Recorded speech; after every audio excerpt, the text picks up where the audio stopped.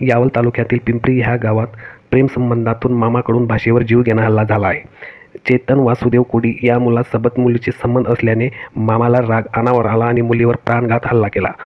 हल्ल्यात मुलगी गंभीररित्या जखमी झाल्याने जळगाव येथे शासकीय रुग्णालयात मुलीवर उपचार सुरू आहेत. मुलीवर हल्ला करताना बघत गावकऱ्यांनी उमाकांत कोडी याला देखील मार मारून पोलिसांच्या हवाली केला आहे.